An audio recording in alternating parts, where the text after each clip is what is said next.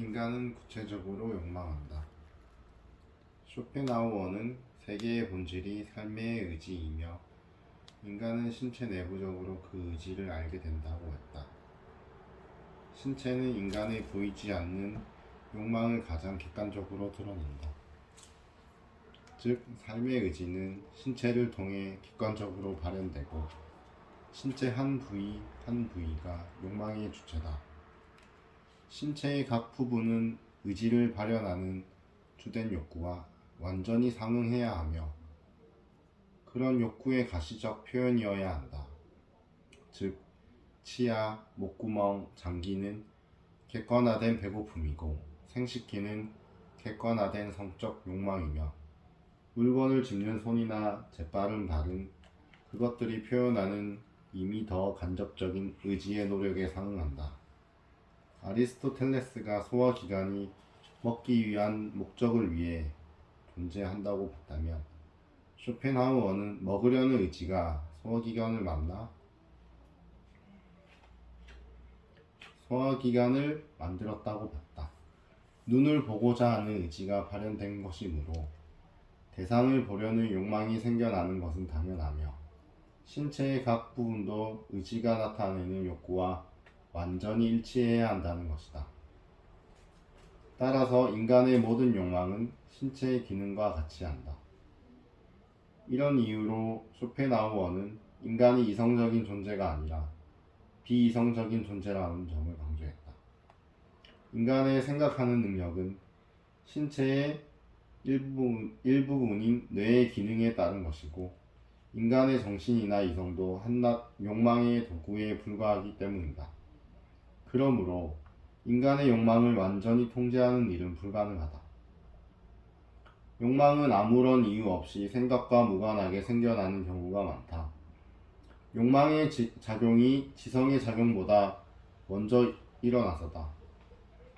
우리가 배고픔을 느끼는 이유는 맛있는 음식을 받기 때문이 아니다. 먼저 배고픔을 느끼고 그 상태와 느낌을 충족할 대상을 찾는 것이다. 이렇듯 욕망은 외부 대상에 의해 결정되는 것이 아니다.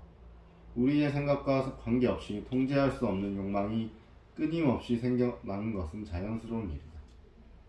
쇼펜하우어는 욕망과 지성의 관계에 대해 그 당시 헤겔 같은 관념론자들이 인간의 본질을 이성, 정신, 의식으로 규정한 것을 오류라고 비판했다. 대신 의식의 내면에는 무의식적인 의지, 집요한 생명력, 욕구의 의지가 우세하게 작용한다고 주장했다.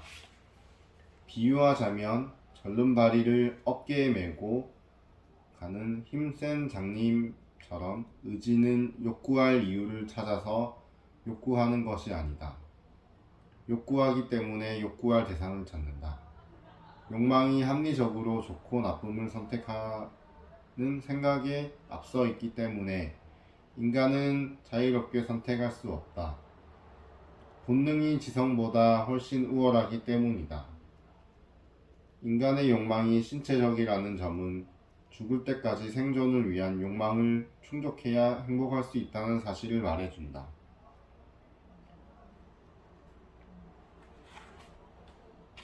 욕망에는 선악이 없다. 철학자 에피쿠로스는 인간의 욕구를 세 가지로 나눴다.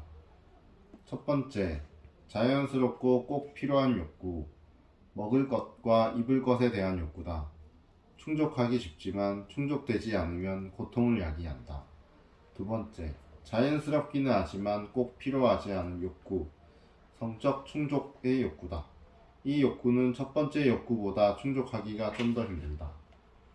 세 번째, 자연스럽지도 않고 꼭 필요하지도 않은 욕구, 사치, 호사, 부귀영화에 대한 욕구다. 이 욕구는 끝이 없고 충족하기도 어렵다.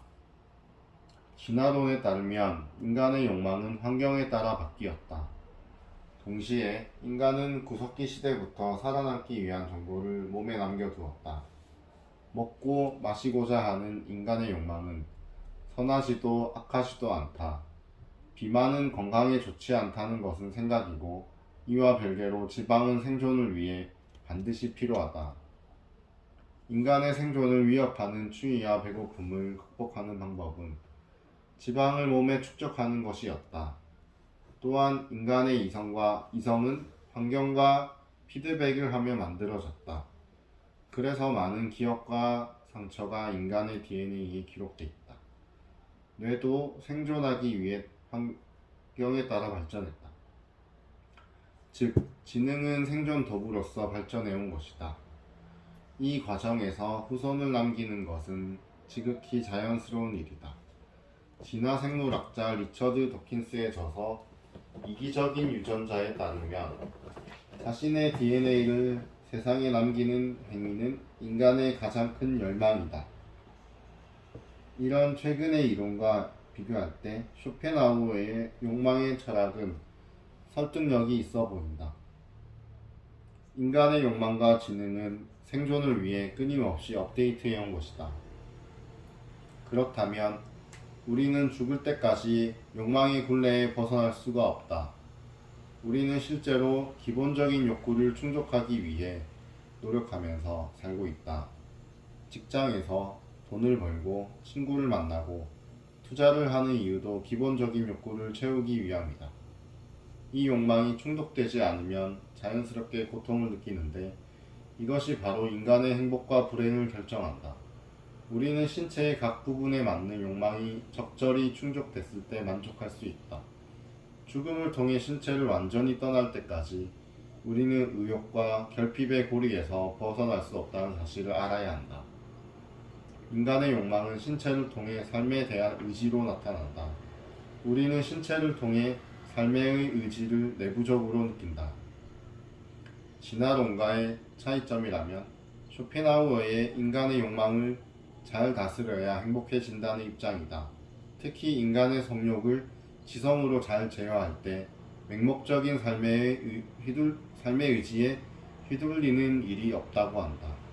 의지의 외적인 자극에서 자유로워야만 행복해질 수 있기 때문이다.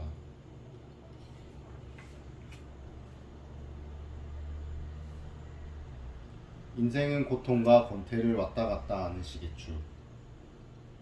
과잉. 삶은 진자처럼 고통과 무료함 사이를 왔다 갔다 하는데 사실 이 두 가지가 삶의 궁극적인 요소다. 쇼펜하우어는 불행의 두 가지 원인으로 고통과 권태를 꼽는다.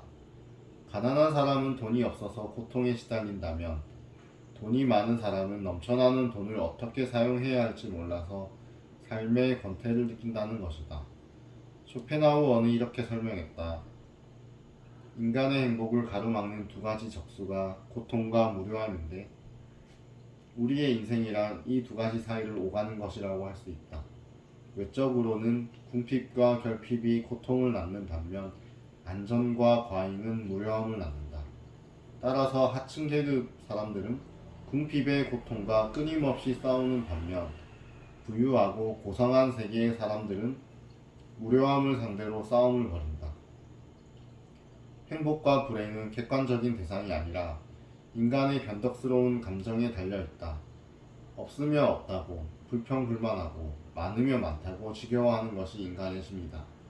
결핍은 고통이고 과잉은 무료함이다.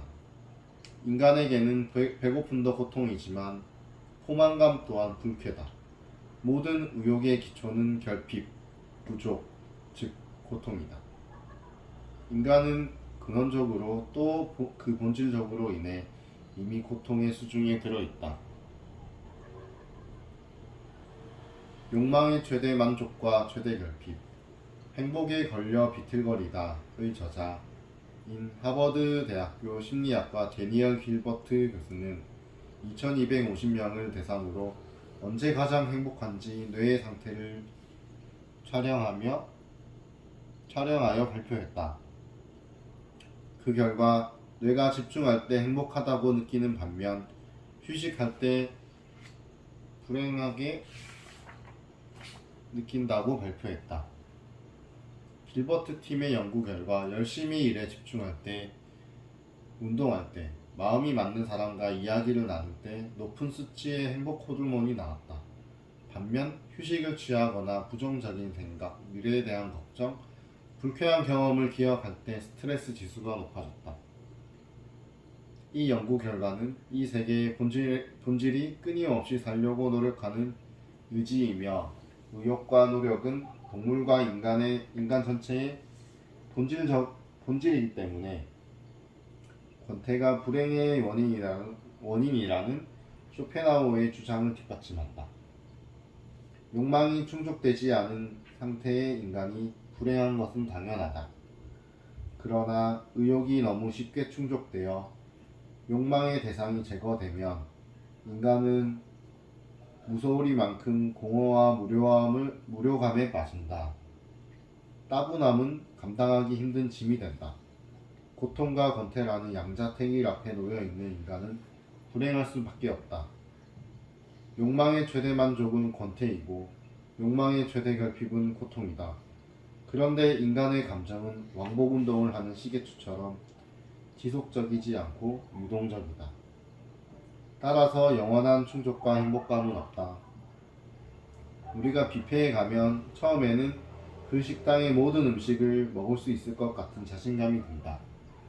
그러다 점점 허기를 채울수록 포만감이 생기고 결국 마지막에 배가 꽉 차면 이곳의 생선은 맛이 별로네, 고기에서 냄새가 난다는 말도 한다. 사람은 배고플 때와 배가 부를 때가 다르다. 인간관계도 마찬가지다. 외로운 모태솔로는 다른 사람과의 만남을 원하기도 한다. 그래서 처음 만나는 사람과 신선하고 설레는 마음으로 대화를 나누며 좋아한다. 반대로 이성에게 너무나 인기 많은 사람, 예를 들어 카사노바 같은 사람도 나름의 고통이 있다. 사람을 만나면 만날수록 무료함과 따분함을 느끼기 때문이다. 모태솔로는 이성과 함께하길 원하지만 바람둥이는 어장관리에 힘든 생활을 하고 있다.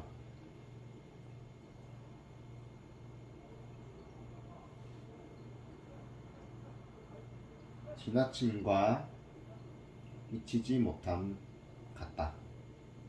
이렇듯 욕망이 완전히 채워져서 행복의 가장 이상적인 상황이 있다고 해도 세상은 셀 수 없는 고통이 남아있고 모든 어려움이 없어져도 권태는 결핍의 고통만큼 견디기 어렵다. 쇼펜하우어는 말했다. 인간이 모든 고뇌와 고통을 지옥으로 보내버린 천국에는 무료함밖에 남아있지 않다. 사람은 꿈을 꾸고 성공하고 싶어 한다. 그런데 역설적으로 꿈을 이루고 성공할수록 권태에 빠져드는 것을 피할 수 없다. 이를 증명하듯이 크게 성공한 부자들 가운데 인생의 따분함을 견디지 못해 스스로 세상을 떠나는 사람도 있다. 한계 효용 체감의 법칙이라는 경제학 용어가 있다. 이 법칙은 어떤 사람이 동일한 재화나 서비스를 소비함에 따라 느끼는 주관적인 만족도 혹은 피로도가 점차 감소한다는 의미다. 아무리 맛있는 음식도 계속 먹으면 질리는 것처럼 한계 효용은 반복할수록 점차 줄어든다. 따라서 돈이 행복의 조건이라고 해도 반드시 액수에 비례하여 행복감이 증가하지 않는다. 일반 시민에게는 1000만원이나 1억원이나 모두 큰 돈이다. 하지만 돈을 써도 잔고의 앞자리가 바뀌지 않는 큰 부자들에게는 비슷한 느낌의 액수다. 진짜 부자는 자신이 돈을 얼마나 갖고 있는지 모르는 사람이다. 그만큼 돈에 행복의 가치를 두지 않는다는 것은 돈의 가치가 사실상 큰 역할을 하지 않는다는 뜻이다. 특히 큰 노력 없이 경제적인 부를 가졌다면 풍요 속의 공허함은 견딜 수 없다. 내면의 공허함이 클수록 기분 전환을 위해 바깥의 일에 모든 것을 집중하여 외적인 자극을 갈망한다. 경제적인 자립을 이루고 나면 찾아오는 권태감, 지루함의 원인은 내면에 있다. 양극단의 불행감을 무한히 왔다 갔다 반복하는 인생에서 부자든 빈자든 불행을 피할 수 없다. 쇼펜하우어는 부자와 빈자를 두고 이렇게 표현했다. 곤궁이 민중의 계속적인 재앙이듯이 무료함은 상류사회의 재앙이다. 고통과 무료함은 한쪽이 멀어질수록 다른 한쪽이 다가온다라는 쇼펜하우어의 말처럼 이런 길에 빠지지 않도록 지켜야 하는 것이 내면의 풍요와 정신의 풍요다. 풍부한 상상력, 두뇌 활동이 뛰어난 사람은 전혀 무료함과 따분함을 느끼지 않는다. 그는 말한다. 정신이 풍요로워질수록 내면의 공허가 들어갈 공간이 줄어들기 때문이다. 우리는 욕구의 결핍과 욕구의 과잉을 피해야 한다. 양극단은 불행이다. 결핍과 과잉의 중간을 택해야 한다. 현명한 사람은 행복과 불행의 원인을 바깥에서만 찾지 않고 자신의 안에서 찾는다. 자신 고뇌를 객관적인 조건 탓으로 돌리지 않고 고뇌를 바라보는 자신의 관점을 바꾸려고 노력하면서 해결 방법을 찾는다. 그리고 무료함의 근원인 내면의 공허를 극복하기 위해 외적인 자극 대신 내적인 풍부함을 추구한다. 요즘 누구나 경제적인 자립을 원하며 성공과 행복을 꿈꾼다.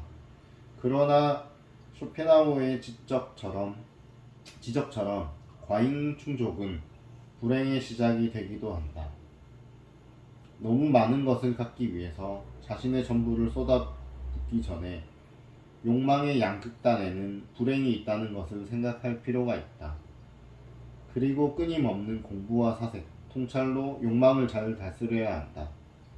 쇼펜하우어가 말하는 행복한 사람이란 다른 사람에게 손 벌리지 않을 정도의 재산이 있고 여가 시간을 누릴 수 있는 뛰어난 정신력을 지닌 자다.